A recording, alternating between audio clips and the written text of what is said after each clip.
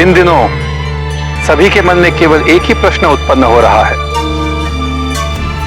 कब होगा महादेव और माता पार्वती का मधुर मिलन। आप भी तो इसी प्रतीक्षा में है ना?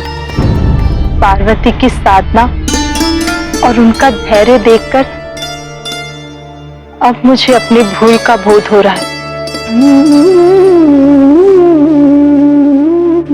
अब समझ में आया कि महादेव ने मुझे क्यों अस्वीकार किया था। मैं स्वयं उनकी महानता, उनके त्याग और उनके तप से अनभिज्ञ थी।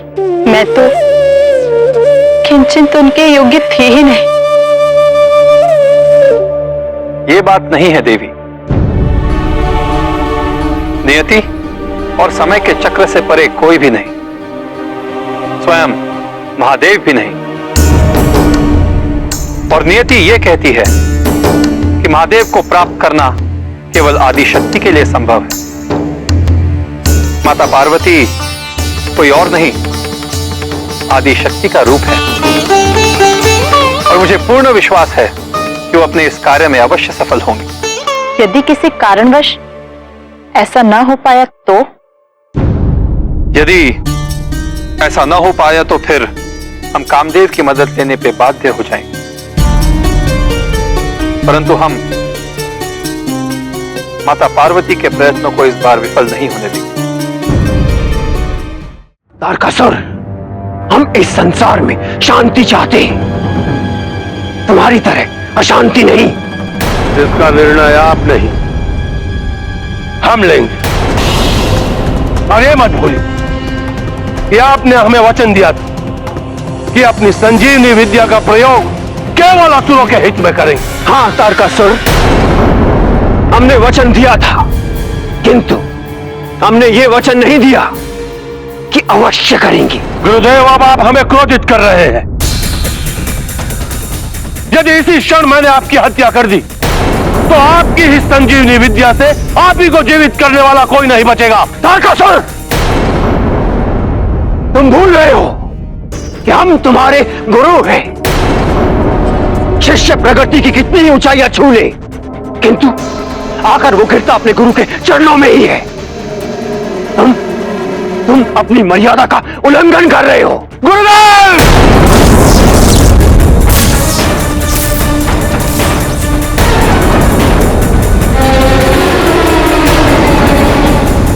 जे तुमने अपना गुरु माना, उन्हीं पर शस्त्र उठाने की मूर्खता करते हो। भुगतो उसका परिणाम।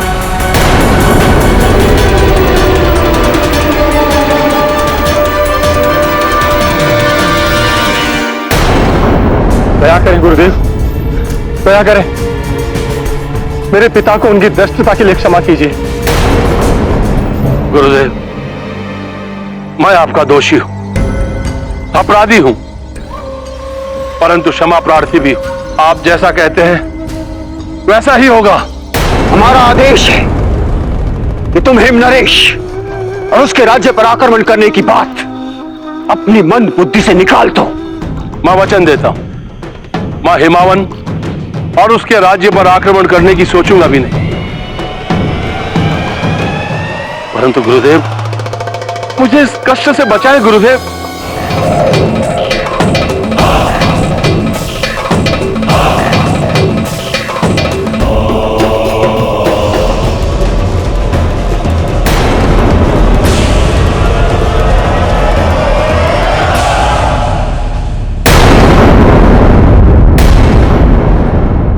ऋषिवर, आपने हमें सब कुछ विस्तार से वर्णन कर दिया है, किंतु क्या कारण है कि हम अब भी अपने मन को भयमुक्त नहीं कर पा रहे हैं? संशय में कभी मत पड़िए देवी।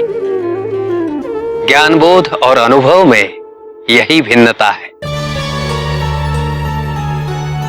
मैंने जो कुछ भी कहा वो केवल निराकार विद्या है। महादेव के सानिध्य से ही इस निराकार विद्या को एक आकार प्राप्त होगा, और वही क्षण होगा आपके आद्य शक्ति के चरमोत्कर्ष का। संकोच और दुविधा का समय नहीं है देवी। महादेव उस गुफा में आपकी प्रतीक्षा कर रहे हैं।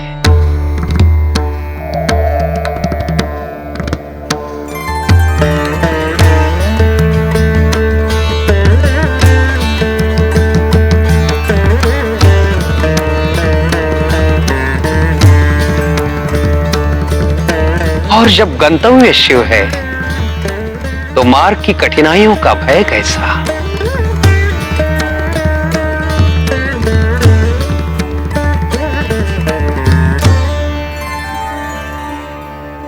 इस बेल पत्र को स्वीकार कीजिए माता। इस बेल पत्र की विलक्षण शक्ति आपके लिए उस गुफा के द्वार खोल देगी।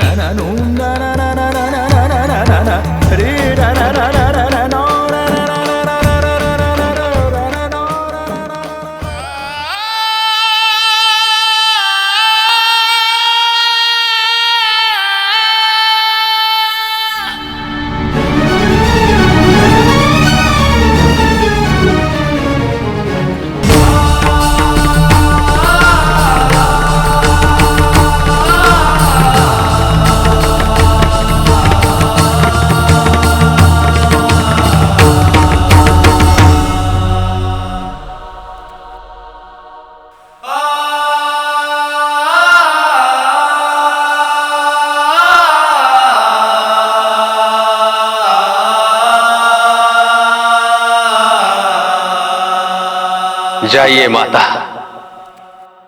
सारा ब्रह्मांड आपके और शिव के मिलन की प्रतीक्षा कर रहा है।